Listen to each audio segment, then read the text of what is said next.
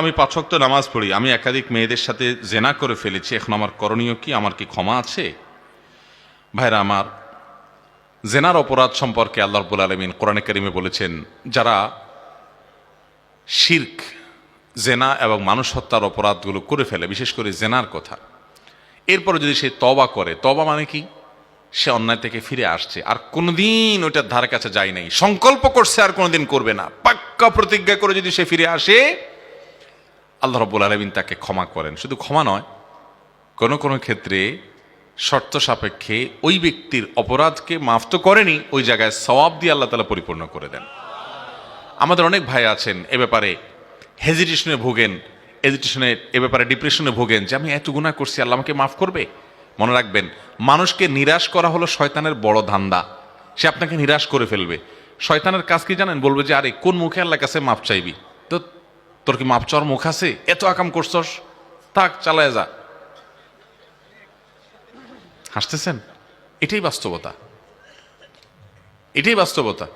Medina এয়ারপোর্টে আমাকে একলে ব্যক্তি ধরছে এরকম একটা প্রশ্নের জন্য। দেখা হয়েছে হঠাৎ করে এয়ারপোর্টে, বলো যে ভাই অমুক গুনাহ করার পর আমি শুনছি যে এটা আল্লাহ মাফ করবেন না। আমি গুনাহটা ছেড়ে দিয়েছিলাম, কিন্তু পরে মদ খাইতেন উনি, বলেন যে আমি এখন আবার শুরু করছি, শুনছি যে মাফ হবে না। এটা শয়তান করে ভাই। এই জন্য আল্লাহ তাআলার কাছে ক্ষমা নাই এমন কোন অপরাধ। আরে ভাই, শিরক করার পরও যদি কেউ তওবা করে, মাফ হবে কি হবে না? হবে। তাহলে জেনা করলে মাফ হবে না কেন? তবে হ্যাঁ, তওবাটা তওবার মতো হইতে হবে। শুধু মুখে আস্তাগফিরুল্লাহ বললে হবে না, ওই অপরাধের রাস্তা থেকে চিরকালের জন্য বেরিয়ে আসতে হবে। ওর ধারে কাছে আর যাওয়া যাবে, আল্লাহ তাআলা অবশ্যই মাফ করবেন ইনশাআল্লাহ। যাকাতের নিসাবের স্বর্ণ রূপার ভিন্ন মূল্য হওয়াতে আমরা কোনটিকে নিসাব হিসেবে ধরে নিব? যাকাত স্বর্ণ এবং রূপা দুইটার ভিন্ন ভিন্ন পরিমাণ আছে। রূপা হলে 85 গ্রাম অথবা 7.5 ভরি, স্বর্ণ হলে 85 গ্রাম অথবা 7.5 ভরি, আর রূপা হলে 52.5 তোলা কিংবা 595 গ্রাম, একই কথা। তো রূপা হলে 595 গ্রাম, স্বর্ণ হলে 85 গ্রাম। আর তোলার হিসাব করলে রূপা হলে 52.5 তোলা আর স্বর্ণ হলে 7.5 তোলা। এর সমপরিমাণ সম্পদের মালিক হলে তার উপরে যাকাত ফরজ। এখন কথা হলো, রূপা আর স্বর্ণের সাথে তো মিল নেই, টাকার বেশ কম অনেক বেশি, মূল্যের বেশ কম অনেক বেশি। তো এক্ষেত্রে উত্তর হলো, যেই কোনো একটা, এখন রূপার দাম কম, পৃথিবীতে কোনো কালে কোনো সমাজে যদি রূপার দাম বেশিও হয়ে যায়, তখন স্বর্ণেরটা হবে সর্বনিম্ন নেশাব, কথার কথা আর কি। স্বর্ণ এবং রূপা এই দুইটার যে কোনো একটা নেশাবকে টাচ করবে, স্পর্শ করবে, যাকাত ফরজ হবে।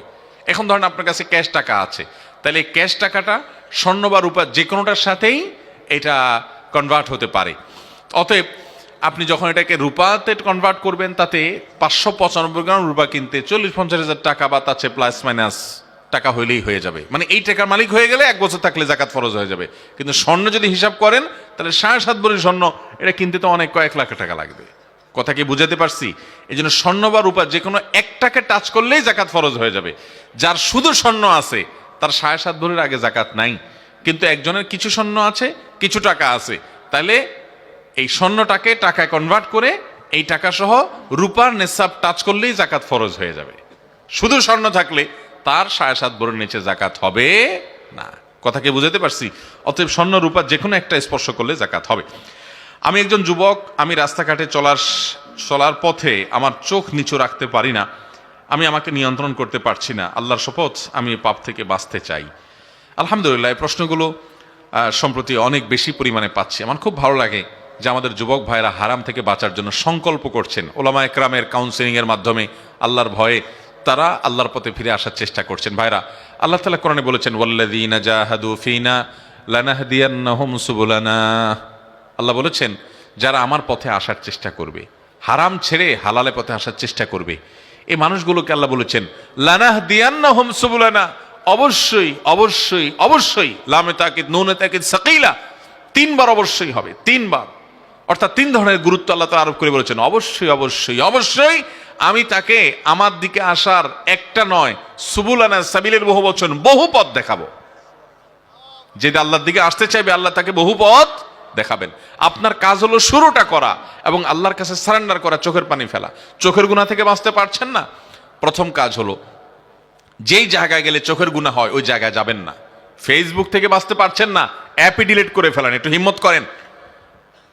অথবা যেসব পেজ আইডি থেকে বাজে জিনিস আছে এগুলো সব আনফলো করে ফেলেন।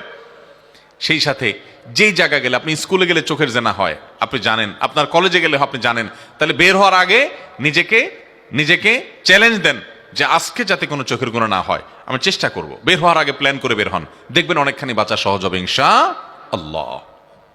এরপরে যদি হয়ে যায় আল্লাহর কাছে মাপ চান, পরের দিন আরো টাইট হন। এভাবে আপনি কসরত করতে করতে একটা সময় দেখবেন যে গুনাহ থেকে বাঁচা সহজ হয়েছে। নাম্বার 3, বিয়ে শাদী করার মতো সামর্থ্য থাকলে দ্রুততার সাথে বিয়ে করে ফেলান। এবং সেই সাথে 4 নম্বর, আল্লাহর কাছে খুব দোয়া করেন। ভাইরা আমার, চতুর্দিকে ফিতনার যে আয়োজন চলছে, এই ফিতনা থেকে বেঁচে থেকে নিজেকে জান্নাতের পথে ধরে রাখা অনেক কঠিন। এই জন্য আল্লাহর কাছে পানা চান, আল্লাহুম্মা ইন্নী আউযু বিকা মিনাল ফিতানি মা যাহারা মিনহা ওয়া মা বাতান। আল্লাহ প্রকাশ্য সব ধরনের ফিতনা থেকে আপনার কাছে পানা চাই। আল্লাহ আমাদের সবাইকে হেফাজত থাকার তৌফিক দান করুন। সাবেক ঈদগাহ বর্তমানে পরিত্যক্ত জায়গায়, এখানে কি খেলার মাঠ বানানো যাবে?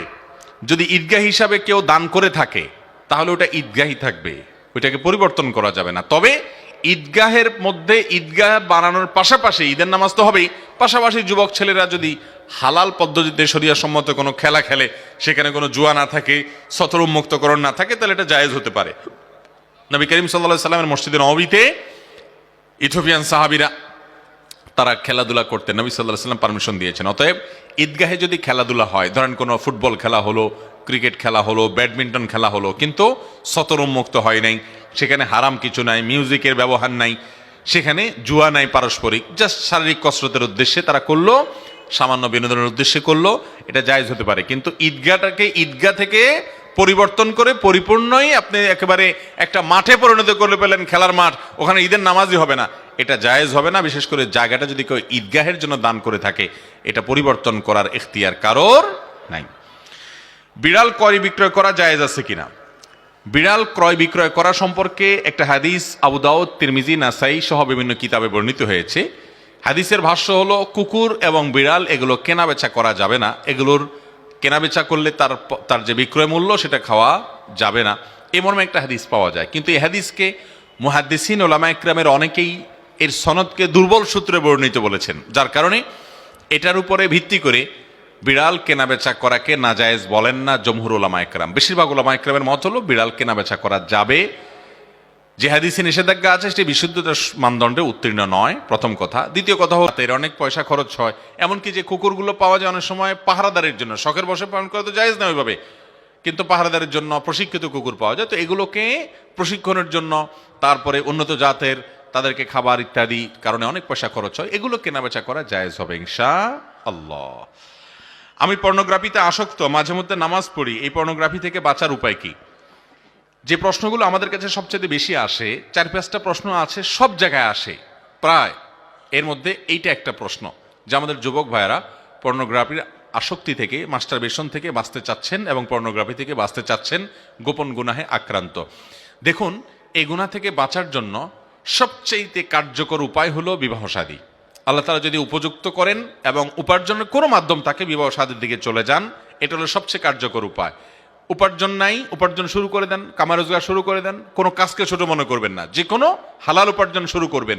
আমি সব জায়গায় বলি যুবক ভাইদেরকে, কখনো কোনো কাজকে ছোট মনে করবেন, যে কোনো হালাল উপার্জনের জন্য কাজ শুরু করে দেন, আল্লাহ তাআলা বারাকা দিবেন। আপনি শুরু করেন, আপনার কাজ শুরু করা একদিকে হয় না, আরেক জায়গায় ছাড়েন, নিরাশ হবেন না। 10 জায়গায় মাইর খাইছেন, 11তম জায়গায় শুরু করেন, ইমানদার নিরাশ হবে না, আরো সাবধান হন, আরো সতর্ক হন, শুরু করেন।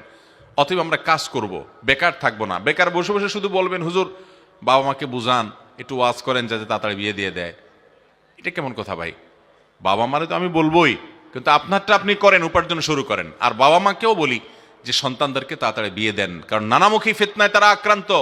সিনিয়র যারা আছেন, বয়স্ক মুরব্বী যারা আছেন, 50-60 বছর বয়স, আপনারা জানেন না দুনিয়া কোথায়, আপনারা জানেন না আপনার ছেলে মেয়েদের সামনে কত ফিতনা।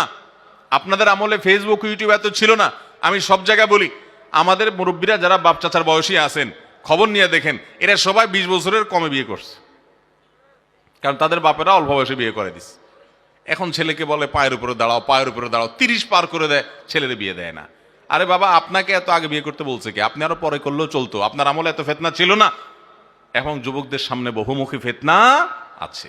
অতএব এই গোপন গুনাহ থেকে বাঁচার জন্য বিয়ের কোনো বিকল্প নাই, এক। নাম্বার দুই, যথাসম্ভব যে ডিভাইস, যে জায়গা থেকে হারাম জিনিস আসে ওইটা থেকে আপনি একেবারে বিচ্ছিন্ন হয়ে যান। আপনি কথার কথা স্মার্টফোনের কারণে এই ডিভাইসে এই অপরাধে আপনি আসক্ত, আপনি স্মার্টফোনটা 6 মাসের জন্য ত্যাগ করেন। এটা একটা ফর্মুলা, 6 মাসের জন্য। 6 মাসের জন্য এই ডিভাইসটা বিক্রি করে দেন, কাউকে দিয়ে দেন। একটা বাটনওয়ালা ফোন নেন যেটাতে নেট ফেট কিছু আসবে না, বিডিটিডি চলবে না। আপনি এভাবে যদি 6 মাস নিজেকে নিয়ন্ত্রণ করতে পারবেন, ইনশাআল্লাহ এই অভ্যাস আপনার দূর হয়ে যাবে একসাথে। 6 মাসের একটা কোর্স নেন, একটু হিম্মত তো করতে হবে। রোগ হবে, ওষুধটাও খাইতে চাইবেন না কষ্ট করে, তাহলে ভালো হবে কোত্থেকে? অন্তত ওষুধটা খান, ওষুধ আমি দিলাম। 6 মাস এই স্মার্টফোন থেকে দূরে থাকেন, দেখবেন ঠিক হয়ে গেছে। বলবেন হুজুর স্মার্টফোন ছাড়া তো বাঁচবো না। ঠেলা পড়লে সবই বাঁচে। পুলিশে ধরে যদি কয়টা মাইক দিয়া লকারে ঢুকায় দেয়, লকআপে ঢুকায় দেয়, তখন পারবেন না? সবই পারবেন। এই জন্য হিম্মত করতে হবে যে আমি স্মার্টফোন ব্যবহার করব না 6টা মাসের জন্য। এর সাথে আল্লাহ তাআলার কাছে ইস্তেগফার এবং দোয়া করবেন, নির্জনতা পরিহার করবেন, কারণ এগুলো নির্জনতা অনেক বেশি হয়। আল্লাহ তাআলা আমাদেরকে বাঁচার তৌফিক দান করুন। কসরের নামাজ নিয়ে প্রায় বিড়ম্বনায় পড়তে হয়, অনুগ্রহ করে এরপরে বিস্তারিত বলবেন। কসরের নামাজ নিয়ে আসলেই অনেক ভাইরা বেশ বিপাকে পড়ে, অনেক বোনরাও বিপাকে পড়ে। কোথায় কসর পড়ব? বিশেষ করে আজকালকার যুগে মানুষের কয়েকটা করে ঠিকানা, ঢাকায় থাকে চাকরির সুবাদে, গ্রামে তার নিজের বাড়ি, আবার দেখা যায় বাচ্চা কাচ্চার পড়ালেখার কারণে তাদেরকে চট্টগ্রামে রাখছে। এরকম কয়েকটা ঠিকানা হয় কি হয় না? কোথায় পুরো নামাজ পড়বে আর কোথায় কসর করবে? মহিলাদের জন্য একটা বড় ঝামেলার জায়গা যে বাপের বাড়ি তো নিজের বাড়ি ছিল এক সময়, এখন সে বাপের বাড়িতে বেড়াইতে গেলে সেটা সফরোদ্দূরত্ব হলে সেখানে কসর পড়বে না পুরো নামাজ পড়বে। জামাইয়ের শ্বশুর বাড়িতে গেলে জামাই আদর পায়, সেখানে কি কসর করবে না পুরো পড়বে? এরকম অনেকগুলো প্রশ্ন আসে। এই সব প্রশ্নের একটা মৌলিক উত্তর দিয়ে রাখি, সেটা হলো মানুষের 2 ধরনের বাড়ি আছে। কয় ধরনের বাড়ি আছে? 2 ধরনের ঠিকানা হয় মানুষের। একটাকে বলা হয় ওয়াতনে আসলি, আর একটাকে বলা হয় ওয়াতনে একামা। ওয়াতনে আসলি মানে হলো মূল ঠিকানা, মূল বাড়ি। ধরেন কুমিল্লার দেবিদ্বারের এই গ্রামে ছোট শালঘরে আপনার বাড়ি, বাপদাদার ভিটা, এখানে আপনার ঘর বাড়ি আছে, এটা হলো আপনার মূল বাড়ি। আপনি পাসপোর্টে স্থায়ী ঠিকানা এটা লেখেন, এনআইডিতে আপনি এটা লেখেন, সব জায়গায় এটা লেখেন, এবং এটা আপনার স্থায়ী ঠিকানা। সোজা কথা, ঘুরে ফিরে আপনি এখানেই আসবেন। আর আপনি ঢাকা শহরে চাকরি সুবাদে আছেন বা ব্যবসার সুবাদে আছেন, আপনি সেখানে একটা ফ্ল্যাট বাড়ি ভাড়া নিয়ে আছেন, কিংবা সেখানে ফ্ল্যাট একটা আপনি কিনছেনই, বাট ওখানে আপনি থাকেন, কিন্তু আপনার মূল ঠিকানা এখনো এখানেই, আপনার এখানে গর্বিটা আছে, সব আছে। তাহলে 2 রকমের ঠিকানা হলো, একটা মূল ঠিকানা আর হলো বসবাসের ঠিকানা, যে ওখানে বসবাস করতেছেন। এই 2 জায়গাতে ফুল নামাজ পড়বেন। মূল ঠিকানাতেও ফুল নামাজ পড়বেন, বসবাসের ঠিকানাতেও ফুল নামাজ পড়বেন। একজন সৌদি আরবে থাকেন, কাতারে থাকেন, দুবাইতে থাকেন, পৃথিবীর কোনো দেশে থাকেন, চাকরি সুবাদে গেছেন, সেখানে কাজ করেন, তো সেখানে আপনার একটা থাকার রুম আছে, কক্ষ আছে, আপনি সেখানে আসেন, সেটা আপনার বসবাসের ঠিকানা, ওয়াতনে একামা। ওখানে আপনি পুরো নামাজ পড়বেন, কারণ সেখানে আপনি মুসাফির না, আপনি সেখানে বসবাস করতেছেন রীতিমতো এখন। আবার যখন দেশে আসবেন, নিজের বাড়িতে, গ্রামে ছুটিতে আসছেন, তারপরও আপনি সেখানে পুরো নামাজ পড়বেন আপনার গ্রামে আসলে, কারণ এটা আপনার মূল ঠিকানা। কারণ মানুষের মূল ঠিকানা, বসবাসের ঠিকানা, এই 2 জায়গায় কি করতে হয়? পুরো নামাজ পড়তে হয়। বসবাসের ঠিকানাও না, মূল ঠিকানাও না, এরকম যদি হয় সেখানে কসর আপনি পড়বেন, যদি সফরের দূরত্ব হয়। এখন অনেকের আছে 2টা-3টা করে ঠিকানা, যেমন বললাম ঢাকায় চাকরি করেন, সেজন্য আপনি মেসে থাকেন, ওটা আপনার একটা ঠিকানা, সেখানে দীর্ঘদিন আপনি বসবাসই করতেছেন রীতিমতো। তাহলে সেখানে আপনি বসবাস করেন, যেহেতু আপনার একটা রুম আছে ভাড়া নেওয়া, আপনি সেটা মাসে মাসে ভাড়া দেন, থাকেন, তার থাকার জায়গা আছে, ওখানে পুরো নামাজ পড়বেন। আবার গ্রামের বাড়িতে আপনার মূল ঠিকানা, সেখানে আপনি পুরো নামাজ পড়বেন। আবার আপনার স্ত্রী, সন্তান, পরিবার চট্টগ্রামে থাকে, আপনি তাদের কাছে বেড়াতে যান, কিন্তু আপনার ফ্যামিলি সেখানে থাকে, তারা পড়াশোনার জন্য হয়তো থাকে, কথার কথা, বা অন্য কোনো কাজে থাকে, তারা ওখানে বসবাস করে রীতিমতো নিয়মিত, তাহলে সেখানে আপনি পুরো নামাজ পড়বেন। একটা মানুষের মূল ঠিকানা বা বসবাসের ঠিকানা একাধিক বসবাসের ঠিকানা হতে পারে, সে এখানে কিছুদিন বসবাস করে, ওখানে একদিন বসবাস করে, এই সব জায়গায় পুরো নামাজ সে পড়বে। কথা কি বুঝাতে পারছি? তাহলে মূল ঠিকানা, বসবাসের ঠিকানা মানে আপনি কোথাও চাকরি সুবাদে গেছেন, সেখানে ভাড়া নিছেন একটা রুম, একটা ফ্ল্যাট, আপনি সেখানে থাকেন সব সময়, এটা বসবাসের ঠিকানা, এখানে পুরো নামাজ হবে। আর মূল ঠিকানা যে, সেখানে পুরো নামাজ হবে। মূল ঠিকানা যদি পরিবর্তন হয়, অনেকে গ্রাম থেকে ঢাকা শহর গিয়া জমি কিনে, বাড়ি করে, ফ্ল্যাট করে, ওইটাকে স্থায়ী ঠিকানা হিসাবে কাগজে কলমে পেপারে, আপনার পাসপোর্টে, এনআইডিতে, সব কিছুতে দিয়ে দেন।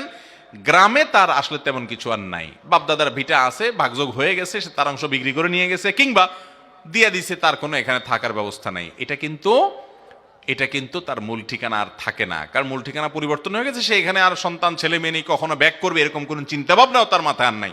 তাহলে মূল ঠিকানা এটা আর থাকলো না। বিশেষ করে যখন ভাগযোগ হয়ে যায় তখন শেষ, এখানে সে আসলে এখন মুসাফির থাকবে। আর মহিলারা বিয়ের পর স্বামীর বাড়ি, স্বামীর সাথে বসবাস করছেন, ওইটাই তার মূল ঠিকানা। এখন বাবার বাড়িতে তিনি গেস্ট, বাবার বাড়িতে তিনি কি মেহমান। এই জন্য মহিলারা বাবার বাড়ি যদি সফরের দূরত্বে হয় আর 2-4 দিনের জন্য মেহমান হিসেবে বেড়াতে যায়, তিনি সেখানে কসরের নামাজ পড়বেন। যদি এমন হয় কোনো মহিলার বাবার বাড়িতে তার থাকার ঠিকানা আছে, তার থাকার কক্ষ আছে এবং তার রুম আছে, এমনকি অনেকে আছে ঘর জামাই থাকে, বাচ্চাকে যেন সেখানে থাকে, তাহলে তিনি সেখানকার বসত বাড়ি, এটাও তার একটা ঠিকানা, সেই হিসাবে তিনি পুরো নামাজ পড়বেন। বাকি বাংলাদেশে 99% মহিলাদের এরকম না, বরং বাবার বাড়িতে তিনি ভাইদের মেহমান হয়ে, মা বাবার কাছে মেহমান হয়ে যান। এই অবস্থায় তিনি সেখানে কসরের নামাজ পড়বেন, পুরো নামাজ পড়বেন না। কথা কি বুঝাতে পারছি? আর অনেক প্রশ্ন থাকতে পারে, আমি মৌলিক শুধু চিত্রটা তুলে ধরার চেষ্টা করলাম।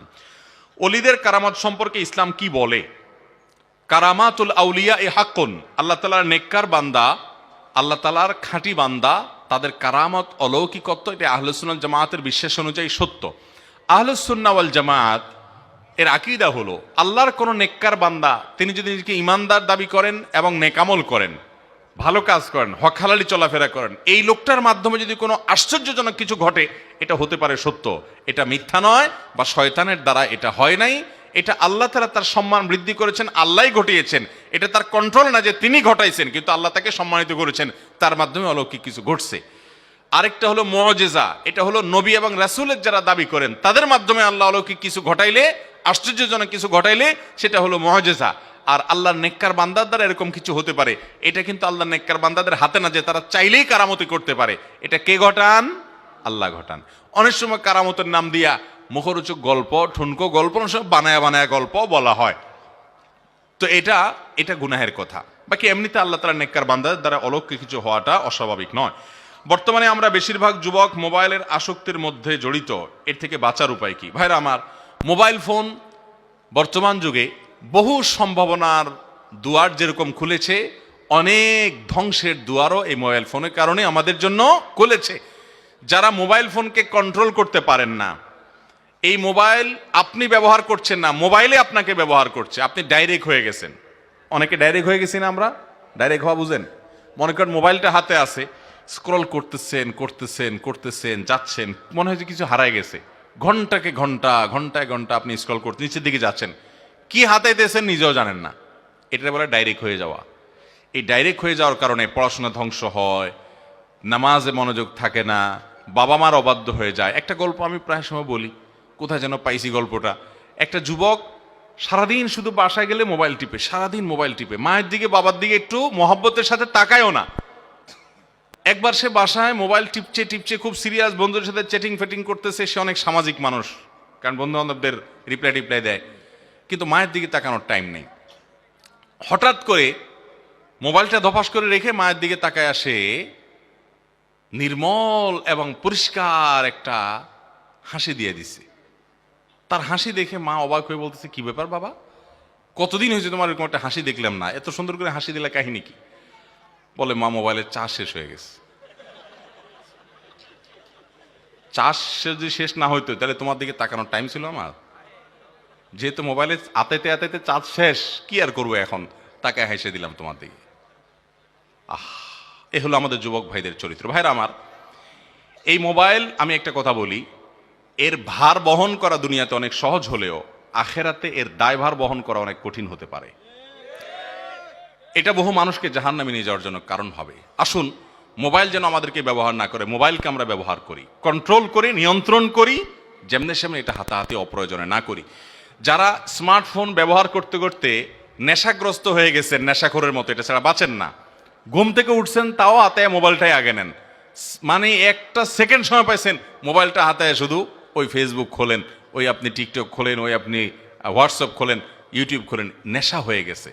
ভাইরা, নেশা থেকে বাঁচতে পারছেন না? ওই যে আমার সেম পলিসি বলে দিছি, মাস্টারবেশন থেকে বাঁচার জন্য, পর্নোগ্রাফি থেকে বাঁচার জন্য, যেটা আপনি 6 মাসের জন্য এই ফোনটা বিক্রি করে ফেলে একটা বাটনওয়ালা ফোনে চলে যান। বন্ধুদেরকে সবাই মেসেজ দিয়ে দেন, আমি আর মেসেঞ্জার নাই দোস্ত, ডাইরেক্ট পারলে কল দিও, না হলে আসসালামু আলাইকুম 6 মাসের জন্য। একটু কঠিন হবে, চেষ্টা করেন ভাই, কঠিন হবে, অসম্ভব নয়। আপনি যদি 6 মাস এভাবে এই বদভ্যাস থেকে সরে আসতে পারেন, দেখবেন অনেকখানি আপনি সুস্থ হয়ে গেছেন। আল্লাহ তাআলা আমাদের যুবক ভাইদেরকে সুস্থতা নসিব করুন। এটা একটা রোগ ভাই, রোগী যে এটা নিজে টেরও পাচ্ছেন না। আল্লাহ তাআলা আমাদেরকে বাঁচার তৌফিক দান করুন। বিভিন্ন অনুষ্ঠানে ইসলামী প্রোগ্রামে মোবাইল বা ক্যামেরা দিয়ে ভিডিও ধারণ করা, ছবি তোলা সম্বন্ধে জানতে চাই, ইসলাম কি বলে? আপনি যদি কোনো বিয়ে শাদীর অনুষ্ঠানে এরকম ছবি তোলা ভিডিও করার কাজ করেন, তাহলে সেখানে হারাম কিছু যদি হয় তাহলে সেটা জায়েজ হবে না। আর যদি হারাম কিছু না হয় তাহলে সেক্ষেত্রে সেটা জায়েজ হতে পারে, এটা প্রিন্টেড যতনুবদ্ধ না হবে। ঠিক একইভাবে ওয়াজ মাহফিলে ভালো কোনো জায়গায় হারাম কোনো ছবি তুললেন না, নিষিদ্ধ কোনো কিছু করলেন না, তাহলে সেটা জায়েজ হতে পারে। আল্লাহু আলাম। ভাইয়ের হক ও বোনের হক আমি রাস্তায় দিছি, আমি আবার চাইতেছি, আল্লাহ কিতাব মাফ করবেন? ও ভাইয়ের হক বোনের হক রাস্তায় দিয়ে দিচ্ছেন, আবার চাইতেছেন আল্লাহ মাফ করবেন। বুঝলাম না প্রশ্ন কি বলতে চাচ্ছে, আপনারা বুঝছেন? বুঝতে পারি নাই, অতএব বাদ। আর 2-3টা প্রশ্ন আছে, দেবো উত্তর ভাই না শেষ করবো? রাত হয়ে গেছে, দেন হুজুর ওয়াজ করেন, ফজর পর্যন্ত নামাজ পড়বো না কালকে। যদি কেউ নিজ বাড়ি থেকে দূরে বাসা নিয়ে থাকে এবং কোনো উপলক্ষে বাড়ি বা শ্বশুর বাড়ি আসে, তাহলে তাকে কসরের নামাজ পড়তে হবে কি? কসরের ক্ষেত্রে মহিলারা নিজ বাড়ি বলতে কোনটাকে বোঝাবে? আলহামদুলিল্লাহ, এটা আমাদের একটু আগে একটা প্রশ্ন উত্তরে চলে আসছে, তারপরেও নতুন করে প্রশ্ন করেছেন। বলি, নিজ বাড়ি থেকে দূরে যদি বাসা নিয়ে আপনি থাকেন আপনার বাচ্চা কাচ্চা পড়ালেখা করার জন্য স্কুল মাদ্রাসার কাছে, সে যদি সফরের দূরত্ব হয়, যেহেতু ওখানে বাসা বাড়ি নিয়ে আপনি বসবাস করছেন, সেখানে কি কসর পড়বে না পুরো নামাজ পড়বে? একটু আগে আপনারা মাসালার উত্তর জানছেন। ওই যে পলিসি বলে দিছি, মূল ঠিকানা আর স্থায়ী ঠিকানা এবং বর্তমান ঠিকানা, অর্থাৎ যেখানে আপনি বসবাস করছেন, উভয় ঠিকানাতে কি হবে? পুরো নামাজ হবে। অতএব ওখানে পুরো নামাজ পড়বেন আপনি। আর মহিলারা বিয়ের পর স্বামীর অধীনে, স্বামীর বাড়িটা তার বাড়ি, ওইটাই তার স্থায়ী ঠিকানা। বিধায় বাবার বাড়িতে আসলে তারা গেস্ট বা মেহমান হিসাবে কসর পড়বেন। যদি বাবার বাড়িতে তিনি ঘরজামাই থাকেন স্বামীকে নিয়ে, সন্তানদেরকে নিয়ে, অথবা এখানে তার থাকার আলাদা বন্দোবস্ত থাকে, সেটা তার নিয়ন্ত্রণে, তাহলে সেক্ষেত্রে তিনি পুরো নামাজ পড়বেন। এটা 1000-এ 1জন মহিলারও আছে কিনা সন্দেহ। ঘরে যদি অনেকগুলো কোরআন থাকে, তাহলে কি সবগুলো পড়তে হবে নাকি একটা পড়লেই চলবে? ভাই, কোরআন অনেকগুলো আছে, সবগুলোই ঘুরে ঘুরে পড়তে হবে এমন কোনো বাধ্যবাধকতা নেই। নিয়মিত কোরআনটা একটু একটু করে পড়বেন, এটা হলো মূল বিষয়। তবে আল্লাহর কালামের ভালোবাসা থেকে যে ওই কোরআনটা পড়া হচ্ছে না অনেকদিন, একটু পড়ি, সেটা করতে পারলে ভালো, কিন্তু এটা কোনো জরুরি না। আর এর চাইতে জরুরি হলো কোরআনের কথা অনুযায়ী আমল করবেন। কোরআন একটা একটা করে ঘেটে সবগুলোই তেলাওয়াত করছেন, একটাতেও যা বলা আছে সেটা অনুযায়ী আমল করছেন না, তাহলে এটার কোনো মানে হতে পারে না। ইসলামের তেজ্যপুত্র করার কোনো বিধান আছে কিনা? অনেক সন্তানকে বাবা মা তেজ্যপুত্র করে, যে আমার কথা শুনে না, ওরা তেজ্যপুত্র করে দিলাম। ইসলামে সন্তানকে তেজ্যপুত্র করার কোনো সিস্টেম নাই। আমাদের প্রচলিত আইনে থাকতে পারে, বাট ইসলামে নেই। তেজ্যপুত্র করা যায় না। আপনার ঘরে জন্মগ্রহণ করেছে, সে আপনার সন্তান, চিরকাল সন্তান। আপনি ত্যাগ করলেও সে সন্তান, না করলেও সন্তান, এটা আপনি ত্যাগ করার জিনিস না। ঠিক একইভাবে সন্তান তার বাবা মাকে ত্যাগ করার সুযোগ নেই, যে হ্যাঁ আমি ত্যায্য করে দিলাম। কোনো কারণে যদি তার থেকে দূরে থাকতে হয়, বিশেষ কোনো হেকমার ভিত্তিতে, সেটা জায়েজ হতে পারে শর্ত সাপেক্ষে, বাট তেজ্যপুত্র করে দিবেন, সম্পদের ভাগ দিবেন না, এই ক্ষমতা আপনার নাই। আপনার সম্পদে আপনার সন্তান হিসাবে অটোমেটিক তার এটা অধিকার হয়ে গেছে। আল্লাহ তাআলা বলেছেন, আবা ওকুম ও আবনা ওকুম লা তাদরুনা আইয়ুহুম আকরাবু লাকুম নাফআ, তোমাদের বাবা মা, তোমাদের সন্তান সন্ততি কে বেশি উপকারে আসবে তোমরা জানো না। ফরিদাতাম মিনাল্লাহ বলেছেন, আল্লাহর বন্টন, এই মিরাস বা সম্পদ, এটা আল্লাহ যাকে যতটুকু বলছে দিয়ে দাও। তুমি বসে শেয়ানামি বা পণ্ডিতিমি করতে যাবা না, যে অমুককে দিব অমুককে দিবা না। এই জন্য সন্তানকে তেজ্যপুত্র করে সম্পদ দিবেন না, সেই সুযোগ নাই। হ্যাঁ, কোন সন্তান যদি তার বাবা মাকে হত্যা করে, এমনকি ভুলবশত হত্যা করে ফেলে, তাহলে নবী সাল্লাল্লাহু আলাইহি ওয়াসাল্লাম হাদিস আছে, সে বাবা মার সম্পদ পাবে না। কিন্তু বাবা মা, সন্তান একটু খারাপ, হয়তো একটু ভুল পথে আছে, বা একটু বাবা মার কথা শুনে না, তেজ্যপুত্র করে দিচ্ছেন, এই সুযোগ নাই। সে খারাপ হলে তাকে ঘৃণা করবেন, তাকে সংশোধ করার চেষ্টা করবেন, সেটা ভিন্ন বিষয়। তাই বলে তেজ্যপুত্র করতে পারবেন না। ওরে বাবা, অনেক প্রশ্ন দেখি, এক খাতার মধ্যে সব প্রশ্ন লিখে নিয়ে আসছেন। আচ্ছা, আর একটা দুটো প্রশ্ন উত্তর দেই। যারা সুদ খায় আর যারা দেয়, তারা সমান অপরাধী কিনা? সমাজে শুধু সুদখোরদেরকে অপরাধী মনে করা হয়। খুব সুন্দর একটা প্রশ্ন ভাই। এটা ঠিক যে যারা সুদ খায় তাদেরকে সবাই খারাপ মনে করে, যে সুদ দেয় সে খারাপ না? নবী করিম সাল্লাল্লাহু আলাইহি সাল্লাম বলেছেন, লাআনাল্লাহু আকিলার রিবা ওয়া মুকিলাহু, যে সুদ খায় ওর উপর আল্লাহর লানত পড়ে, যে সুদ খাওয়ায় অর্থাৎ সুদ দেয় তার উপরে আল্লাহর লানত বর্ষিত হয়, অভিশাপ হয়, আল্লাহর রহমত থেকে সে দূরে সরে। এবং একইভাবে ঘুষের ব্যাপারেও আমাদের সমাজে দেখবেন যে ঘুষ খায় তারে আমরা অনেক খারাপ বলি, যে ঘুষ দেয় তারে আমরা খারাপ। যদিও কোনো কোনো ক্ষেত্রে মানুষ নিরুপায় হয়ে ঘুষ দেয়, এছাড়া তার ইমার্জেন্সি কোনো কাজ হওয়ার কোনো উপায় থাকে না, সেটা ভিন্ন বিষয় হতে পারে, বিচ্ছিন্ন। বাকি বেশিরভাগ ক্ষেত্রে যে ঘুষ দেয় সে নিজেও ঘুষ দেয় সেদে সেদে। আমি তো বলি যে একটা সরকারি কাজ সিরিয়াল ধরে নিতে হবে, 1 ঘন্টা সিরিয়ালে দাঁড়ায় থাকতে হবে, আপনি এটা থেকে বাঁচার জন্য বলছেন তো 500 টাকা ঘুষ দিয়ে দিলাম, ও এমনি করে দিবে। এখানে তো আপনার কাছে চাইও নাই, বরং আপনি সেদে দিয়ে আসছেন যায় যাতে 2 নম্বর পথে কাজটা হয়ে যায়, সিরিয়াল ধরতে রাজি না। আমরা অনেকে শর্টকাট করতে গিয়া ঘুষ দেই, তাহলে এই ঘুষ দেওয়াটাও কি হবে? হারাম হবে। ঠিক একইভাবে সুদদাতা সুদগ্রহিতা উভয় হারামখোর, জায়েজ হবে না। আপনি সুদে লোন নিবেন না এবং সুদের ভিত্তিতে লোন দিবেনও না, উভয়টাই বেঁচে থাকতে হবে। আল্লাহ তাআলা আমাদেরকে বেঁচে থাকার তৌফিক দান করুন। ইমাম সাহেবের খানা মহল্লার সবার ঘর বাড়ি থেকে আসে, মহল্লার অধিকাংশ লোক সুদ খায়, ইমাম সাহেবের দোয়া কবুল হবে কি?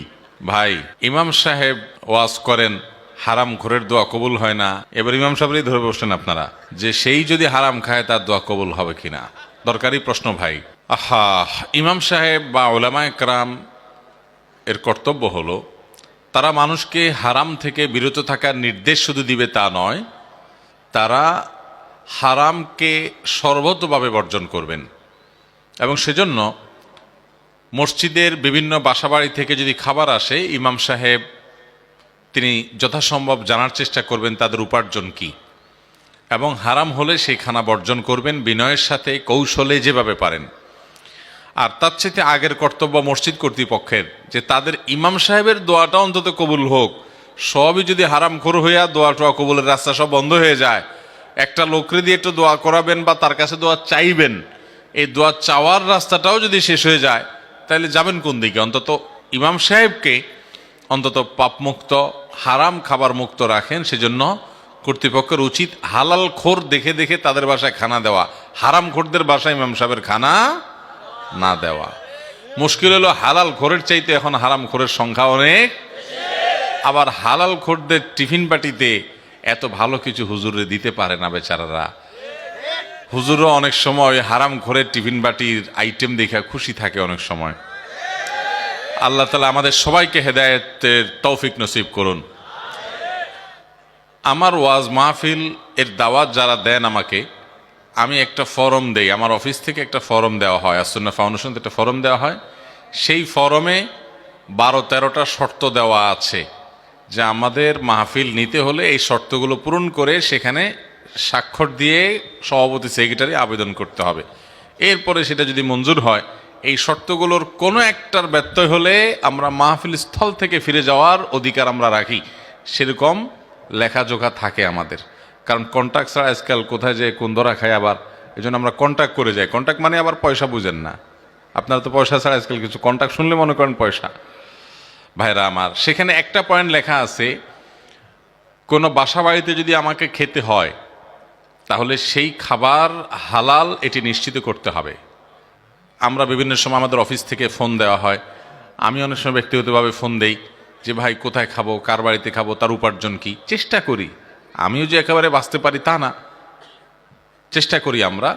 এরকম ইমাম সাহেবদের চেষ্টা করতে হবে, মসজিদ কমিটির লোকদের চেষ্টা করতে হবে। মুশকিল হলো কমিটির লোক বেচারা কি চেষ্টা করবে। বেশিরভাগ কমিটিতে যারা আছেন, ভালো মানুষ তো অনেক আছে, কিছু লোক আছে আল্লাহর বান্দারা নিজেরাই হালাল হারামের বাজ বিচার মনে করে সারা জীবন গুনাহ, অপরাধ, পাপ যা করছি না করছি, এবার একটু মসজিদ কমিটিতে ঢুকে আল্লাহর ঘরের খেদমত করে টোরে যদি সব কাটাকাটি হয়ে যায়, ভাইরা আমার, এটা ভুল।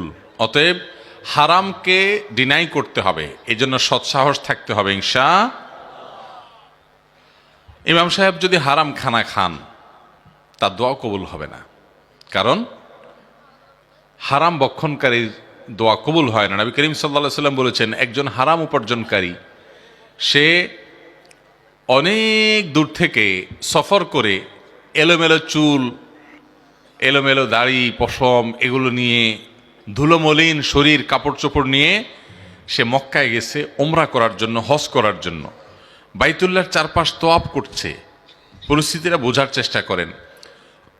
দীর্ঘ পথ পাড়ি দিয়ে অনেক কষ্ট করে এলোমেলো চুল নিয়ে সেই যুগের মানুষ শত শত মাইল হেঁটে, ঘোড়ায়, উঁটে, বিভিন্ন কিছুতে করে আসতো, জীবন বাজি রেখে গেছে আল্লাহর ঘরে, গিয়ে বাইতুল্লাহর চারপাশ তোয়াফ করছে।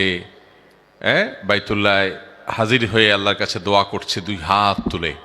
নবী করিম সাল্লাল্লাহু আলাইহি সাল্লাম বলেছেন, আন্না ইউস্তাজাবু লিযালিক, তার কিভাবে দোয়া কবুল হতে পারে? অসম্ভব।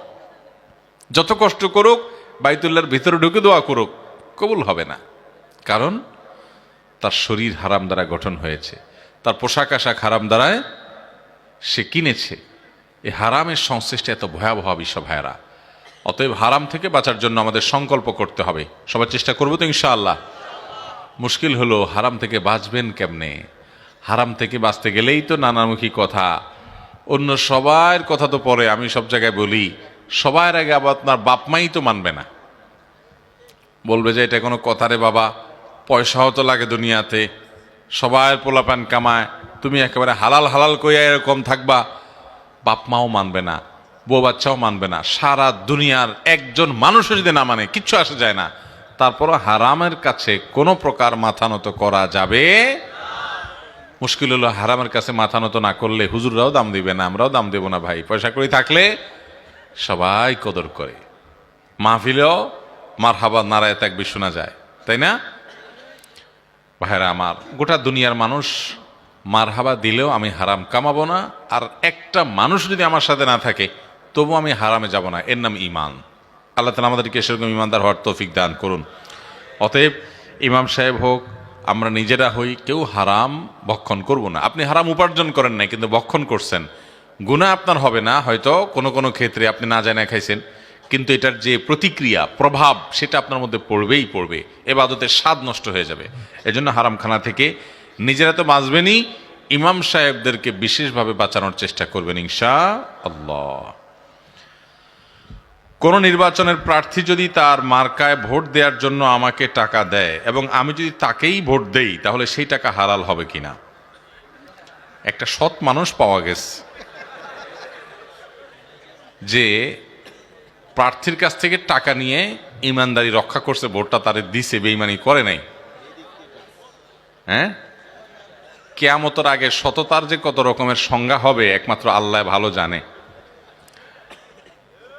কে যেন বলেছিলেন যে কিয়ামতের আগে সৎ মানুষের একটা সংজ্ঞা একটা সময় এরকম হবে যে একটা লোক ঘুষ খায়, এটা কোনো ব্যাপার না। ব্যাপার হবে কি, ঘুষ খেয়ে সে কাজটা করে, তখনকার মানুষরা মনে করবে যে এরকম একটা ফেরেশতা, এরকম একটা ভালো মানুষ ওই অফিসে আছে যে লোকটা ঘুষ খায় কাজটা করে। সততার সংজ্ঞা পাল্টাতে পাল্টাতে মানুষ নিজে নামতে নামতে কোথায় গিয়ে থামছে দেখছেন? আল্লাহু আকবার। আমাকে এক ভাই বলছেন যে, এবং আরো অনেক অভিভাবকরা বলেন যে, ভাই যারা পশ্চিমা দুনিয়াতে বিভিন্ন দেশে থাকেন, সবার কথা না, অনেকেই, আমরা আমাদের ছেলে মেয়েরা বিবাহ বহির্ভূত সম্পর্কে জড়ালে হারামে লিপ্ত হয়েছে, সেজন্য আমরা পেরেশান হই। সচেতন অভিভাবকরা উপযুক্ত হওয়ার সঙ্গে সঙ্গে ছেলে মেয়েকে বিয়ে দেওয়ার জন্য চেষ্টা করেন, সদিচ্ছা থাকে, কারণ তাদেরকে গুনাহ থেকে বাঁচাতে হবে। আর পশ্চিমা দুনিয়াতে অনেক দেশে অনেক মানুষ আছেন, সবাই না, যারা তাদের সন্তানরা কেউ যদি কোনো ছেলে কোনো মেয়ের সাথে প্রেম করে, কোনো মেয়ে যদি কোনো ছেলের সাথে প্রেম করে, প্রেম শব্দটা আমার কাছে এটা টাউটবাজি শব্দ, মানে 2 নম্বর সম্পর্ক করে সহজ কথায়। এই কামটা যদি করে তো বাপমা নাকি, কোনো কোনো বাপমা নাকি শুকর আদায় করে আল্লাহর কাছে আলহামদুলিল্লাহ বলে, এবং অন্যদেরকে বলে যে আমার ছেলেটা একটা মেয়ের সাথে রিলেশন করছে, খুশি হয় সে। কেন? কারণ আশেপাশে অন্যান্য ছেলেরা ছেলেদের সাথে গে বা সমকামিতায় লিপ্ত হয়, এই ছেলেটা অন্তত একটা মেয়ে ধরছে কমপক্ষে, এই খুশিতে বাপমা শুকর আদায় করে। মানুষ ধ্বংস হতে হতে, পতন হতে হতে, পচতে পচতে যখন দুর্গন্ধ বের হতে থাকে, তখন সততার সংজ্ঞাগুলো এভাবে পাল্টাতে থাকে। যে ভাই প্রশ্ন করেছেন তার প্রশ্নটা অনেকটা এই রকমের, সেজন্য 2টা এক্সাম্পল দিলাম। আপনি ভোটার হিসাবে প্রার্থীর কাছ থেকে টাকা নিছেন, 500 টাকা, 1000 টাকা, 2000 টাকা, 5000 টাকা, যাই নেওয়ার নিছেন, বা একটু চা পানিই খাইছেন, খাইয়া আপনি বলছেন না আমি তো বেইমানি করতে পারি না, মুসলমান, অতএব আপনি ভোটটা ওই মার্কায় দিলেন, যে টাকা দিল বেচারা, ভোটটা মার্কাতেই দিলাম। তাহলে আপনি একটা গুনাহ করলেন, এবং এর কারণে আপনি যে নিজেকে খুব সৎ মনে করতেছেন এটা মনে করার কোনো কারণ নেই, কারণ প্রার্থীর কাছ থেকে টাকা নেওয়াটাই আপনার জন্য গুনাহ, না জায়েজ। প্রার্থী টাকা দিলে সেটা নেওয়া যাবে, কেন নেওয়া যাবে না? কারণ ভোট দেওয়া মানেই ওই লোকটাকে উপযুক্ত বা ভালো মানুষ এ কথার সাক্ষ্য দেওয়া, যে আমি সাক্ষ্য দিচ্ছি এই মার্কা, এই প্রতীক নিয়ে যিনি দাঁড়িয়েছেন, এই লোকটা আমাদের এই এলাকার এই পদে বসার উঠার উপযুক্ত ব্যক্তি, এই মর্মে আমি সাক্ষী দিচ্ছি, এই বলে আপনি সিল মারতেছেন। ভোট দেওয়া মানে সাক্ষ্য দেওয়া। তো সাক্ষ্যর বিনিময়, সাক্ষ্য দেওয়ার বিনিময় গ্রহণ করা যায় না, এটা আপনি করতে পারেন না, এটা জায়েজ না। আপনাকে যদি সে দেয় সেটা উৎকোচ হবে। যদি কেউ উপযুক্ত হয় তার পক্ষে সাক্ষ্য আপনি এমনিই দিবেন, দিতে হবে আপনাকে, মিথ্যা সাক্ষ্য আপনি দিতে পারবেন না, শাহাদাতুজ জুর কবিরা গুনাহ। তাহলে তার পক্ষে যদি আপনার এমনি অবস্থান নিতে হয়, যদি সে উপযুক্ত হয়, তাহলে সেক্ষেত্রে আপনি সেখানে টাকা নেবেন কেন? এটা জায়েজ নেই। আর যদি সে উপযুক্ত না হয়, তাহলে টাকা নিয়ে তাকে দিলেন আপনি ঈমান রক্ষা করতে গিয়া, অথচ সে উপযুক্ত না, তাহলে অজাগায় সাক্ষ্য দিয়া মিথ্যা সাক্ষ্য দিলেন আপনি, যেটা কবিরা গুনাহ, শাহাদাতুজ জুর, যে উপযুক্ত না, আপনি ভোট দিয়ে বলেন হ্যাঁ উপযুক্ত, তাহলে আপনি মিথ্যা কথা বললেন, মিথ্যা সাক্ষ্য দিলেন, এই ব্যক্তিকে সার্টিফিকেট দিলেন, এর কারণে গুনাহ হবে। ভাইরা আমার, ইমানদারের প্রত্যেকটা জিনিসের হিসাব হবে, প্রতিটা জিনিস হয় নেক আমলে পাল্লা উঠবে, আর না হলে বদামলের পাল্লায় উঠবে। এখন মুশকিল হলো, আজকাল ভোটাররা টাকা চাওয়া লাগে না, প্রার্থীরা বাড়িতে বাড়িতে গিয়ে দিয়ে আসে। ওইটা না নিলে বরং আবার ফেসাদ আছে, ঠিক না? পরে আদবোর জায়গায় নাও থাকতে পারে, যে টাকা দিতে গেলাম নিল না কেন, তাইলে এটা মনে আমার দলের না, এটা মনে ওই মার্কা ভোট দিবে। এরকম প্রার্থীরা মনে করে কি করে না? প্রার্থীদেরকে সুন্দর করে বুঝাই দিবেন, প্রার্থী ভাই আমি মুসলমান হিসাবে জেনেছি এটা জায়েজ নেই, হালাল না, সেজন্য আমি এটা নেব না, ভোট আমি চোখ বন্ধ করে উপযোগ ব্যক্তিকে দিব, আপনি কোনো টেনশন করবেন না। যদি দেখেন যে না, মাইদ্যর খাওয়ার ভয় আছে, হাত পা হারানোর ভয় আছে, দিনকাল যা, তাতে যদি ভয় হয়, তাহলে নিজের জান বাঁচানোর জন্য হলে টাকাটা নিতে পারেন, যে টাকা না নিলে আমার বিপদ আছে, কিন্তু এটা খাবেন না, গরিব দুঃখীকে দান করে দিবেন সওয়াবের নিয়ত ছাড়া। কথা কি বুঝাতে পারছি? আল্লাহ তাআলা আমাদেরকে হক হালালি এবং সততার পথে চলার তৌফিক দান করুন। আমি একজন দিনমজুর, আমি যা উপার্জন করি তা দিয়ে হালাল খেতে চাই, কিন্তু পরিবার বলে অন্য চাকরি করতে, যাতে হারাম উপার্জন করতে হয়। আমি এখন কি করব? ভাইরা আমার, এই ভাইয়ের মতো অনেক ভাইদের প্রশ্ন আছে, এবং পরিবারের পক্ষ থেকে প্রেশার আছে, যে পরিবারের লোকরা চায়, দেখেছি আমাদের বাপ চাচার বয়সী মুরব্বী, ওনারা আরো বেশি দেখছেন, সেটা কি, সমাজে একটা সৎ মানুষের মূল্য হতো এক সময়। একজন স্কুলের মাস্টার, তাকে দেখে পুরো এলাকার মানুষ রাস্তার পাশে দাঁড়িয়ে সালাম করত, শ্রদ্ধা করত, জানে যে লোকটা সৎ এবং ভালো মানুষ।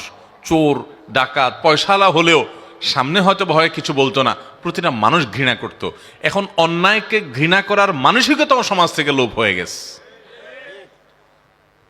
এখন সৎ মানুষকে দেখলে কেউ জিজ্ঞাসা পর্যন্ত করে না, কিন্তু তাই বলে কি আমরা সততা ছেড়ে দিব? ভাইরা আমার, আমি সবসময় বলার চেষ্টা করি, বিশেষ করে আমাদের তরুণ ভাইদেরকে, যুবক ভাইদেরকে, এই সমাজের বেশিরভাগ মানুষ চুরি ডাকাতি, 2 নম্বরে ছেঁচড়ামি, দুর্নীতি, এগুলোর আশ্রয় নিয়ে আঙ্গুল ফেলে কলা গাছ হয়। প্রায় সবাই চান্স পাইলে সবাই চেষ্টা করে যে 2 টাকা থেকে 10 টাকা কিভাবে করব, 2 নম্বর পথে হলেও সে চেষ্টা করে। আপনি ব্যতিক্রম হওয়ার চেষ্টা করেন, যে না আমি এটা করব না, আমি হালাল উপার্জন করে যদি অনেক টাকা পয়সা হয় আলহামদুলিল্লাহ দান দক্ষিণা করতে পারবো, আর যদি সেটা না হয়, হারাম আমার 1 পয়সারও দরকার নেই, হালাল বহু টাকা দরকার আছে, আমি সেটাকে না করব। এটাতে সমস্যা হবে কি, আগে ভাগে বলে দিই, সমস্যা হবে বাপ মাও খুশি হবে না, বউটাও হয়তো খুশি হবে না, ছেলে মেয়েরা হয়তো খুশি হবে না। তাদেরকে খুশি করার জন্য প্রথম কাজ হলো তাদেরকে দিন বোঝাবেন, দিন যে গোটা দেশটা আমি কিনে ফেললাম এক সময়, হয়ে গেল অনেক টাকা পয়সা, তো নিয়ে যেতে পারবো কিছু? নিয়ে যাওয়ার সুযোগ আছে কোনো? কাফনের যে কাপড়, এই কাফনের কাপড়ে কোনো পকেট আছে? তার মানে কিছু নিয়ে যাওয়ারও সুযোগ নাই। তো কার জন্য করব? আমি 2 নম্বর পথে টাকা কামাই করে রেখে যাব, ছেলে মেয়ে নাতিপুতিরা ভাবচক্র নিয়ে চলাফেরা করবে, আর ফেরেশতা মুগুর মারবে আমাকে।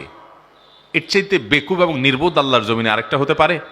পারে না। এজন্য ভাইরা আমার, সৎ টাকা হালাল উপার্জন করব, হারামকে না করব।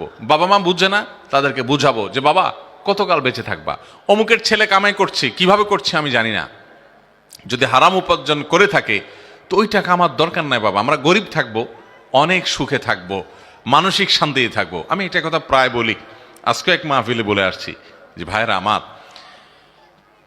যারা অবৈধ পথে উপার্জন করে 2 নম্বর টাকা দিয়ে বড় লোক হয়, আপনারা আমরা দেখতে বাহির থেকে মনে করে যে অনেক সুখে আছে, তাই না?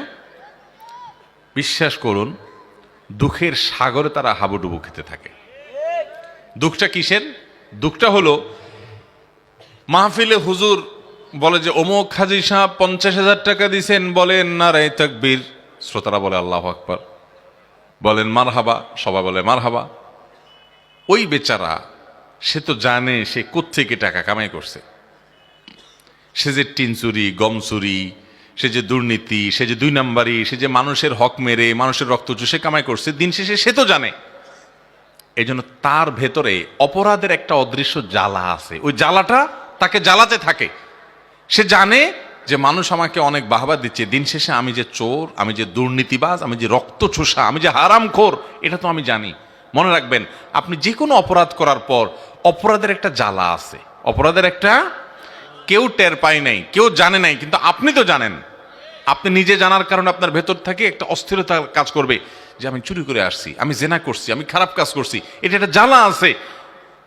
ওই লোকের যতই মানুষ হাজী সাহেব বলুক আর অমুক সব তমুক সব বলুক, লোকটা তার ভেতরকার কষ্টের কারণে অস্থির পড়তে থাকে।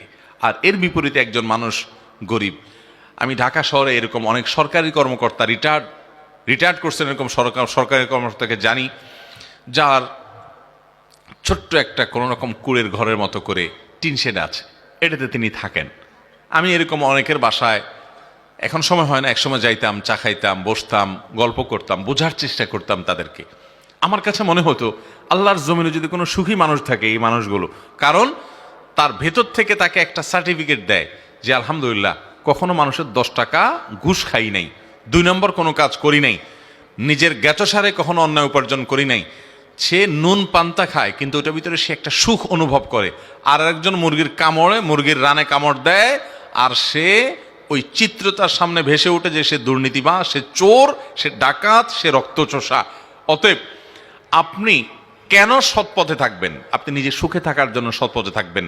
অসৎ পথে থাকা মানুষ কোটি কোটি টাকার মালিক হতে পারে, আল্লাহর কসম করে বলতে পারে সে সুখী কখনো হতে পারে। সুখটা মনের ব্যাপার ভাই। সুখটা কিসের ব্যাপার? আমার কথা, নবী সাল্লাল্লাহু আলাইহি ওয়াসাল্লামের কথা, আল গিনা গিনান নাফস লাইসাল গিনা বিকাসরাতিল আরদ।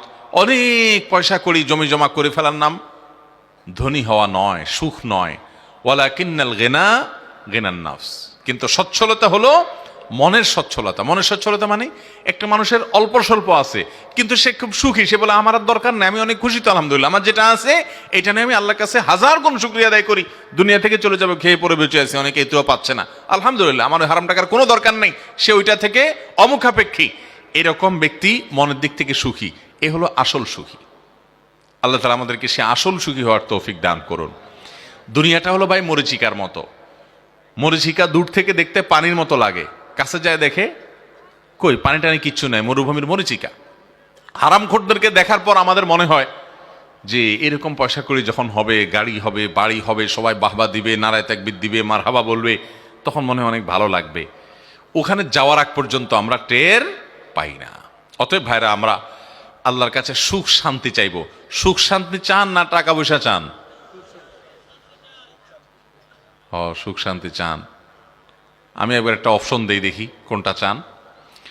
আল্লাহ তাআলা যদি আপনাকে বলে যে একদিকে ধরেন 100 কোটি টাকা আছে, এই টাকা তোমাকে দেওয়া হবে, তুমি চাইলে এ টাকার মালিক তুমি হয়ে যাবা।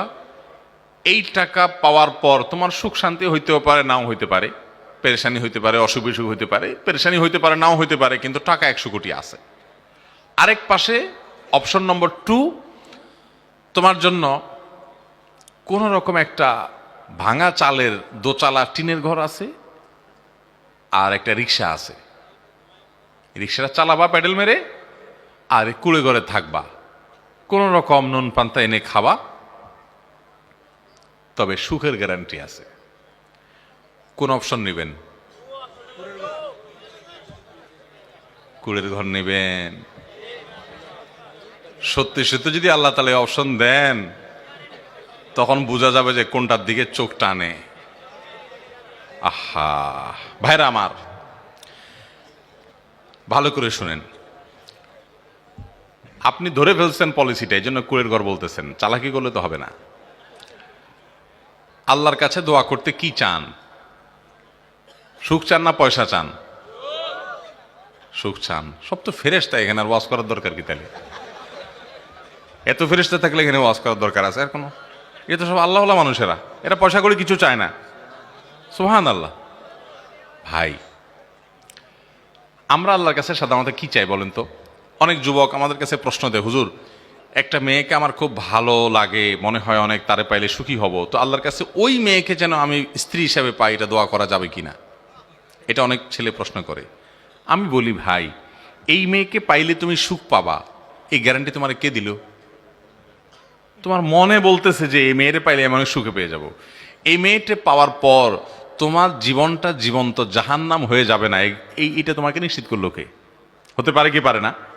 এরকম বহুত ছেলে তথাকথিত প্রেম, যেটা 2 নম্বরই আর কি, 2 নম্বরই, আমি এমনি এমনি বলি না, আমি সব জায়গায় এটা ব্যাখ্যা দিই। কারণ এটা হলো ছেলেদের কিছু ফষ্টি করার ধান্দা, আর মেয়েদের কিছু চটপটি ফুচকা চাইনিজ বাদাম খাওয়ার ধান্দা। নাম দিছেন প্রেম। সবাই না, কিছু মুখলিস আছে, এখলাসের সাথে এই হারাম কাম করে। এখলাসের সাথে করে মানে আবার হুজুররা করে, এটা চিন্তা করেন না। এখলাসের সাথে করে মানে হলো, ও হয়তো বাদাম ফুচকা খাওয়ার ধান্দা নাই, ওর হয়তো অন্য কোনো ধান্দা আছে, সেজন্য সে হয়তো করে। কিন্তু বেশিরভাগই বা সাধারণত এই দেখেন, এই তথাকথিত অবৈধ যে সম্পর্কগুলো হয় বিবাহ বিরোধী, এগুলো বিয়ে পর্যন্ত কয়টা টিকে বলেন তো? আমি সব জায়গায় বলি, সম্পর্ক করে অন্য মেয়েদের সাথে, 2টা 3টা 4টার সাথে। এদিকে হুজুরদেরকে আইসা কানে কানে চা পানি খাওয়ায় বলে, হুজুর একটা মহিলা মাদ্রাসার পর্দানসীন মেয়ে দেখেন আমার জন্য। মেয়েরা তো বুঝে না, ধরা খায় এই বদমাইশের কাছে। এর পাম্পট্টিমূলক কথাবার্তা শুনে, চোখের পানি দেখে, ভালোবাসা, হান তান, প্রেম প্রীতি, এই সমস্ত 2 নম্বরের কথাবার্তা শুনে বেচারি গলে যায়, তার সব বরবাদ করে ফেলায়। ওই প্রতারকের প্রতারণা ধরতে পারে না। ভাইরা আমার, তো যেটা বলছিলাম যে আমরা অনেক সময় মনে করি যে অমুকরে পাইলে আমি সুখী হয়ে যাব। আচ্ছা, যতজনে এই বিবাহ বহির্ভূত প্রেম, প্রেম শব্দ বলতে আমার খারাপ লাগে, কারণ প্রেম তো হবে স্বামী স্ত্রীর মধ্যে, 2 নম্বর জায়গায় কিসের প্রেম আবার? এই 2 নম্বর সম্পর্ক যারা করে, এরা সবাই তো মনে করে যে অমুকরে পাইলে আমার জীবন জান্নাত হয়ে যাবে। এগুলো বিয়ে করার পর সবগুলোর জীবন খুব সুখী হয়ে যায়? চুলাচুলি হয় না, বরং বেশিরভাগ হয়। এই 2 নম্বর সম্পর্ক বেশিরভাগ ওইদিকে যায়, কারণ আল্লাহ তাআলা হারামে আরাম রাখেন না। এর বিপরীতে আমি দেখাই, বৈবাহিক সম্পর্কের মাধ্যমে যে সম্পর্কগুলো গড়ে ওঠে, এখানে অশান্তি হয়, কিন্তু এখানে তুলনামূলক কম হয়। এখানে প্রতারণা কম হয়, সামাজিক একটা বন্ধন আছে, ফ্যামিলিগত একটা কমিটমেন্ট আছে। এটা এরকম হয় না। ভাইরা আমার, ঠিক একইভাবে আল্লাহ তাআলার কাছে আমরা সুখ চাইবো নাকি টাকা চাইবো? একটা কথা আমি সবসময় বলি, আপনি সুখ তো চাইবেন, কিন্তু আল্লাহর কাছে বলেন, আল্লাহ লটারির টিকিট কিনছি, আল্লাহ 40 লাখ টাকা লটারি দিয়ে দাও, আল্লাহ আর কিছু চাবো না জীবনে, এটা হলে শুধু চলবো। অনেকে ক্যালকুলেশন করে আল্লাহর কাছে চায়, আল্লাহকে বাজেট দেয় যে আল্লাহ এই লাখখানিক টাকার ভিতরে একটা বাইক, আর এই লাখ 2 টাকার পুঁজি, আর একটা আইফোন টিপি করার জন্য, আল্লাহ মোটামুটি এই 2-3টা জিনিস দিয়ে দিলে আমার আর কোনো ডিমান্ড না, আল্লাহ শুধু এইটুকু হলে চলবে। বা এইটুকু হলে যে আপনি সুখে শান্তি থাকবেন এমন কোনো গ্যারান্টি আছে? এটা বরং আপনার বিপদের কারণও হতে পারে। এই বাইকে আপনার বিপদের কারণ হতে পারে না? এই জন্য আল্লাহর কাছে এটা চাওয়ার নিয়ম না ভাই। কি চাইবেন আল্লাহর কাছে?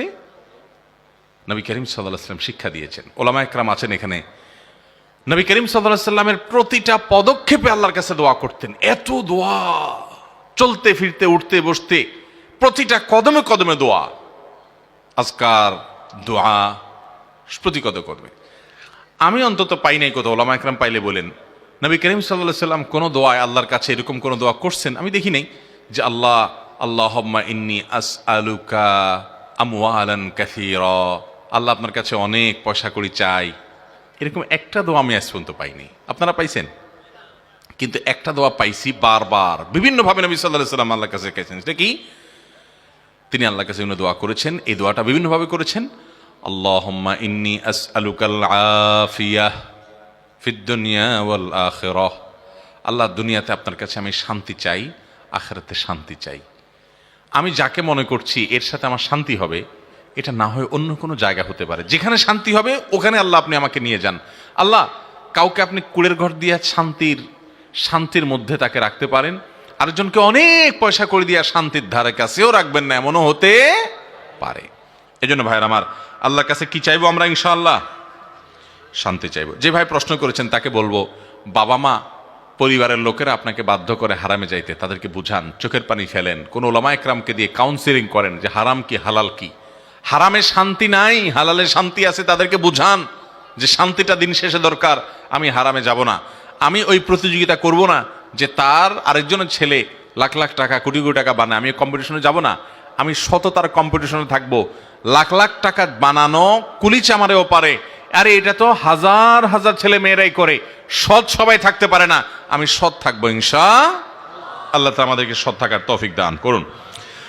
রাস্তার পাশে সরকারি গাছ থেকে ফল খাওয়া জায়েজ আছে কিনা? দরকারি প্রশ্ন ভাই, হাসবেন কেন? রাস্তার ধারে যে সমস্ত ফল গাছ থাকে, এই ফল গাছগুলো যদি বিশেষ কোনো ব্যক্তি মালিকানাধীন ফল না হয়, সরকারি গাছ আর সরকারি রাস্তায় সরকারি গাছ অনেক সময় ফল হয়, বা অনেক সময় ব্যক্তি মালিকানাধীন হলেও সেটাকে অনেক সময় রাস্তার ধারে এভাবে ওপেন রেখে দেওয়া হয়, এটার ফল এগুলোকে হেফাজত করার জন্য, সেভ করার জন্য, নিরাপদ করার জন্য কোনো আয়োজন থাকে না, ওপেন থাকে। তো বিশেষ করে সরকারি জায়গায়, সরকারি রাস্তার পাশে যে ফলমূল থাকে এগুলো খাওয়া জায়েজ আছে, এগুলো চাইলে কেউ খেতে পারেন। যেহেতু এগুলোকে সংরক্ষণের কোনো ব্যবস্থা করা হয় নাই, এর মানে এটা ওপেন, এটা উন্মুক্ত আছে, এটা চাইলে কেউ খাইতে পারে। একটা হাদিসে নবী করিম সাল্লাল্লাহু আলাইহি ওয়াসাল্লাম বলেছেন, কেউ যদি কোনো ফলের বাগানে যায় সে সেখানে খেতে পারবে, কারণ তখনকার সমাজে বাগানে গেলে খাওয়ার পারমিশন সবাইকে দিত, এখনো আছে অনেক দেশে পৃথিবীতে, যে ওখানে ঢুকলে খেতে পারেন, কিন্তু সে অনেকগুলো ভরে নিয়ে আসবে এই সুযোগ নাই, এই অনুমোদন দেওয়া হয় না। অতএব রাস্তার ধারে এরকম কোনো ফল আছে, এটা সিস্টেমই বলে দিচ্ছে যে এটা কেউ খেলে মালিক কর্তৃপক্ষের কোনো আপত্তির ব্যাপার নাই, অতএব কেউ চাইলে সেখান থেকে খেতে পারবে। এমনকি আমাদের আশেপাশে দেখা যায় অনেক আম গাছ থেকে আম পড়ে, তাল গাছ থেকে তাল পড়ে, অনেক ফল ঝরে পড়ে, এগুলো নেওয়া যাবে কিনা? উত্তর হলো, মালিক পক্ষের যদি অনুমতি থাকে, সে অনুমতিটা বোঝা যায় বিভিন্নভাবে। যেমন কথার কথা, এটাকে হেফাজত করার মতো কোনো ব্যবস্থা নেই, অনেকে কাঁটা দিয়ে রাখে, অনেকে বেড়া দিয়ে রাখে, অনেকে জাল দিয়ে রাখে, এগুলো দেখলে তো বোঝাই যাচ্ছে যে উনি আপনাকে এটা নিতে দিচ্ছে না, তখন ওটা খাওয়া জায়েজ হবে। কিন্তু যদি দেখেন যে না, এরকম কোনো সেফটির সিস্টেম উনি রাখেন নাই, তার মানে তিনি এটা পারমিশন দিয়ে রাখছেন, আপনি সেটা খেতে পারবেন ইনশাআল্লাহ। আমার পিতামাতা জীবিত থাকা অবস্থায় বুঝ না থাকায় তাদের সাথে জঘন্যতম বেয়াদবি করেছি, এখন আমার বুঝ এসেছে কিন্তু তারা দুনিয়াতে বেঁচে নাই, আমার মাফের কি কোনো সুযোগ আছে? মাশাআল্লাহ ভাই, চমৎকার একটি প্রশ্ন। আমরা অনেক ভাইরা আছি এই হতভাগ্যের জায়গায় আমরা চলে গেছি যে বাবা মা জীবিত, তাদেরকে আমরা কদর করি নাই, তাদের না কদরই করেছি, আল্লাহ তাআলা নিয়ে গেছেন। ভাইরা আমার, এই সম্পদটা যতদিন আছে বেঁচে, এই বট গাছগুলোর কদর করবেন ভাই। অনেক ভাইরা আছেন মনে করেন না, বাপ মা তো আমাকে তেমন কোনো সাপোর্ট দেয় না, তাদের দ্বারা তেমন কোনো উপকার আসে না। ভাইরা আমার, কিচ্ছুর দরকার নাই, আল্লাহর কসম করে বলছি, আপনার বাবা আপনার মা আপনার কোনো উপকার করেন না, কিচ্ছু করেন না, বরং আপনাকে ডিস্টার্ব করেন, আপনার কাছে মনে হয় কিচ্ছু দরকার নাই। এই বট গাছটা শুধু যদি বেঁচে থাকে, শুধু টিকে থাকে আপনার মাথার উপরে, তো আল্লাহর জমিনের সবচেয়ে বড় নেয়ামত আপনার কাছে এখনো আছে। এটা হারানোর আগ পর্যন্ত টের পাবেন না ভাই। যারা হারায় ফেলছে তাদের কাছে গিয়ে বসেন, তাদের দিলের হাহা ব্যথা এটা অনুভব করার চেষ্টা করেন। ভাই, আমি আমার বাবাকে হারাইছি, আমি বুঝি আমি কি হারিয়েছি। এখনো প্রায় সময়, অনেক দিন হয়ে গেছে, দীর্ঘ 4 মাস হয়ে গেছে, এখনো যখনই মনে পড়ে অস্থির হয়ে পড়ি। নিজেকে নিয়ন্ত্রণ করা অনেক কঠিন হয়ে যায়। বাবার কোনো স্মৃতি দেখলে মানে নিজেকে কন্ট্রোল করা কঠিন হয়ে যায়, চোখের পানি আর ধরে রাখা যায় না, কঠিন। কারণ এই সম্পদ হারিয়ে যাওয়ার পরে সবাই বুঝে যে কি হারাইছি। আল্লাহ তাআলা যাদের বাবা মা বেঁচে আছেন তাদেরকে কদর করার তৌফিক দান করুন। বাবা মার সামনে কখনো জোরে কথা বলবেন না ভাই, কখনো না, কোনো দিন জোরে কথা বলবেন না ভাই। বাবা মার ঋণ এটা কোনোদিন শোধ করা যায় না। নিজের গায়ের চামড়া দিয়ে যদি বাবাকে মাকে জুতা বানায় দেন, আপনার নিজের শরীরের চামড়া দিয়ে যদি জুতা বানায় দেন আপনার বাপ মাকে, ঋণ শোধ হবে না ভাই। এই ঋণ শোধ করা যায় না, আপনি চাইলেও পারবেন না ঋণ শোধ করতে। একজন সাহাবী এক ব্যক্তিকে দেখলেন তার মাকে পিঠের উপর নিয়ে তওয়াফ করতেছেন। হজে যারা গেছে তারা জানেন নিজের শরীর নিয়ে হজ করা কত কষ্টের কাজ। সেখানে একজন বৃদ্ধ মানুষকে কাঁধের উপরে নিয়ে নিয়ে আরাফাত, মিনা, মুজদালিফা, তওয়াফ, সাই এগুলো করা যে কত কষ্টের, এটা যারা হজ করছেন তারা জানেন। তো একজন লোক এরকম কষ্ট করতে করতে তার ভিতরে এক ধরনের আত্মতৃপ্তি আসছে যে আমি তো আমার মায়ের হক মনে হয় আদায় করে ফেলছি, যে মা আমাকে গর্ভে ধারণ করেছেন, দুগ্ধ দান করেছেন, আমি মনে হয় হক আদায় করে ফেলেছি। তখন তিনি ওই সাহাবীকে জিজ্ঞাসা করলেন, আমি আমার মার হক আদায় করছি না? কি বলো, এত কষ্ট করছি আমি? উনি বলছেন, জি না, তুমি এরপরও তোমার মায়ের হক যেভাবে আদায় করা দরকার তার সবকিছু আদায় করে সমান সমান করে দিয়েছো। এটা হয় নাই, সম্ভব না এটা। নিজের স্ত্রী যখন সন্তান সম্ভবা হয়, এটা জিজ্ঞেস করে দেখেন কষ্টটা কি। আরে ভাই, স্ত্রীকে জিজ্ঞেস করার দরকার নাই। আপনার পেটের সাথে 3 কেজি 4 কেজি ওজনের পাথর, ইট, এটা পেটের সাথে একটু ঝুলায় রেখে 1 সপ্তাহ একটু হাঁটা চলা করেন, শুয়ে দেখেন, ঘুমায় দেখেন কেমন লাগে। আমার কথা বোঝেন নাই? একটা ইট সুন্দর করে প্যাকেট করে পেটের সাথে ঝুলাইয়া, বেশি না, মাত্র 7 দিন বাজারে ঘাটে চলাফেরা, ঘুম, গোসল, খাওয়া দাওয়া সবকিছু করেন, দেখেন কেমন লাগে। ভাইরা আমার, 10 মাস যে গর্ভধারণ করে, স্বয়ং আল্লাহ তাআলা কোরআনে বলছেন, হামালাতহু উম্মুহু কুরহান ওয়া ওয়াদাআতহু কুরহা। মানুষের মা তাকে অনেক কষ্ট করে গর্ভধারণ করে। আল্লাহ বলছেন কষ্ট করে গর্ভধারণ করে, আল্লাহ জানেন, এবং গর্ভ খালাস করেন, সন্তানকে জন্ম দেন যখন, অনেক কষ্ট হয় ভাই। এই কষ্ট জীবনে কোনোদিন আমরা কল্পনাও করতে পারবো না। এরপরে তো দুগ্ধদানের কষ্ট আছে ভাই। আমরা যারা বাবা, বাচ্চারা একবারে বেশি 2বার ডিস্টার্ব করলে ধমক একটা বেশি 5টা দিয়ে দেই। আর মা অনেক মা আছে দেখবেন ঘুম পাগল মা, কিন্তু বাচ্চা যখন একটু মা করে উঠে, একটু আওয়াজ দিয়ে উঠে, ওই ঘুম পাগল মাটা পর্যন্ত ঘুম থেকে জেগে যায়। ভাই, মা বাপের ঋণ কোনোদিন শোধ করা যায় না। খবরদার, অনেক যুবক ভাইয়েরা আছেন, অনেক ছোট বাচ্চা আছে। আজকে সকালে আমার বাসায় এক ভদ্রলোক তার ছোট ছেলেকে নিয়ে আসছে, এরকম একটা ছোট ছেলে, কত আমার 7-8 বছর বয়স হবে। যিনি নিয়ে আসছেন তিনি বাচ্চাটার নানা হন। নানা তার নাতিকে নিয়ে এসে আমাকে বলতেছে, ওকে একটু নসিহত করেন, ওর জন্য একটু দোয়া করে দেন, কারণ ওর মার সাথে বেয়াদবি করে। তো আমি চিন্তা করলাম, সমাজ কোথায় চলে যাচ্ছে, একটা 8 বছরের বাচ্চা মার সাথে বেয়াদবি করছে। ভাইরা আমার, এই একটা জায়গায়, নো কম্প্রোমাইজের জায়গায় চলে যাবেন।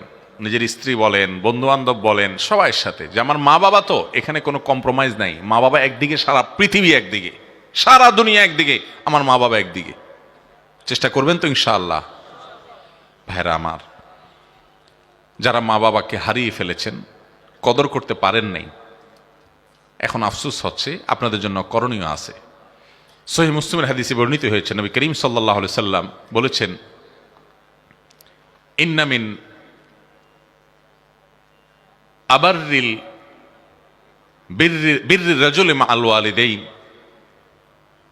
কোন মানুষ তার বাবার প্রতি, মায়ের প্রতি, হাদিসে শুধু বাবার কথা আসছে কিন্তু বাবা মা দুজনই উদ্দেশ্য, বাবা মায়ের প্রতি যদি কেউ সদাচরণ করতে চায়, তাহলে বাবা মার মৃত্যুর পর বাবা মা যাদের সাথে চলাফেরা করতেন, তাদের সে বন্ধু বান্ধব, তাদের যে আপনজন, তাদের সে প্রিয়জন, তাদের সাথে বাবার মতো আচরণ করবেন। যেমন আপনার বাবার একজন বন্ধু ছিলেন, তার সাথে উনি অনেক বন্ধুত্ব ছিল, আপনি তাকে বাবার মতো সম্মান করবেন। আপনার মার বান্ধবী ছিল, আপনার এক খালার সাথে তার খুব সম্পর্ক ছিল, আপনি অন্য খালার চাইতে ওই খালাকে একটু বেশি কেয়ার করবেন, কারণ মায়ের বান্ধবী। কথাকে বুঝাতে পারছি? সেই সাথে আল্লাহর কাছে চোখের পানি ফেলে দোয়া করবেন, দোয়া করবেন, আল্লাহ আমার বাবাকে আমার মাকে আপনি মাগফিরাত নসিব করেন। খুব দোয়া করবেন, চেষ্টা করবেন তো ইনশাআল্লাহ। আল্লাহ তাআলা আমাদেরকে এই নেয়ামতকে সময় থাকতে কদর করার তৌফিক দান করুন।